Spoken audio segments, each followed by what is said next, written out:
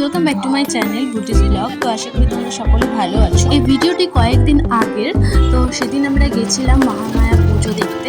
তো পুজোর পাশাপাশি মেলাও হয়েছিল। আর এটা হচ্ছে কালিয়াচকের গোলাপগঞ্জের রাস্তা। কিছুক্ষণ পরে আমরা চলে যাবো মেলার সামনে, মানে পুজোর সামনে। তো এখান থেকে দোকান টোকান সব দেখা যাচ্ছে, মানে কত বড় মেলা বসেছে। তো ভিডিওটা স্কিপ না করে দেখতে থাকো। তো এই দেখো, আমরা মন্দিরের সামনে পৌঁছে গেছি, আর একটু পরে আমরা মন্দিরের ভেতরে যাব।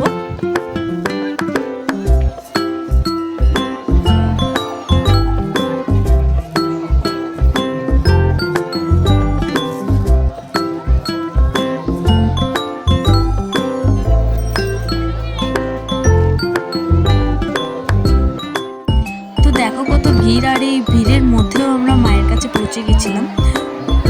তো একটু পরে আমরা মায়ের কাছে চলে যাব।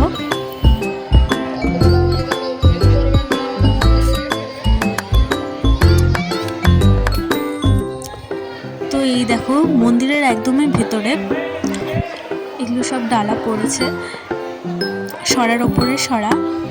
এখানে অনেক অনেক ডালা পড়ে। ঠাকুরের ডান দিক বাম দিক দু সাইডে ডালা। এই দেখো কত কত ভিড়। এখানে সবাই যারা উপাস করে তারা এসে এসে বসে, মানে বিশ্রাম নেয়। মন্দিরের ভিতরে আর বাইরে লোক অনেক অনেক জায়গা থেকে অনেক লোক আসে।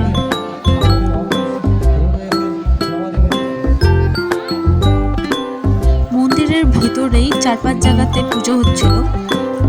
তো আমার দিদি সব জায়গা ঘুরে ঘুরে পুজো করছিল।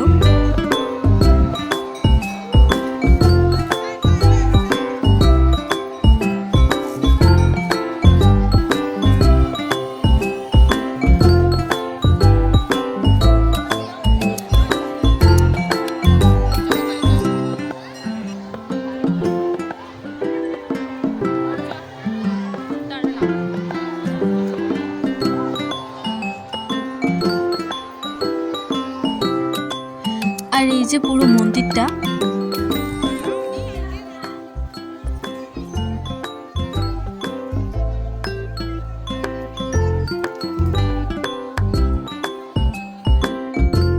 যেহেতু এখানে সবাই বাতাসা লুট দিচ্ছিল, তাই পায়ের নিচে পুরো বাতাসাগুলো গলে গলে আঠা আঠা হয়ে গেছিল।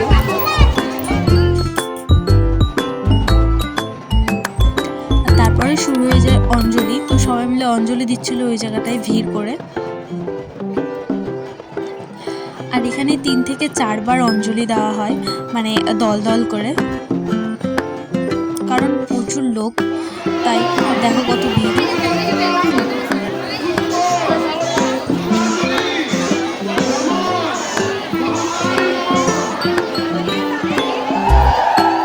আর তখন প্রায় বাজছিল 1টা, আর তখন প্রচুর রোদ ছিল, তাই ঠিকমতো তাকাতে পারছিলাম না।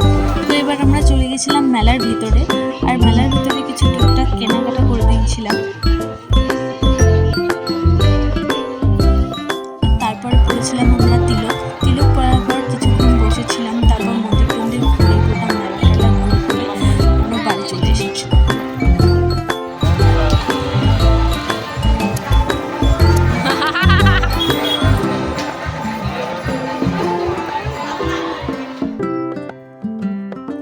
আর বাড়ি আসার পথে আমি এখানে দেখাচ্ছিলাম আমাদের গ্রামের রাস্তা। তো আমাদের গ্রামে নতুন একটা মল খুলেছে, তো এটাই প্রথম মল। তো তারপরে আমরা বাড়ি চলে এসেছিলাম। ভিডিওটি এখান থেকে শেষ, দেখা হবে পরের ভিডিওতে।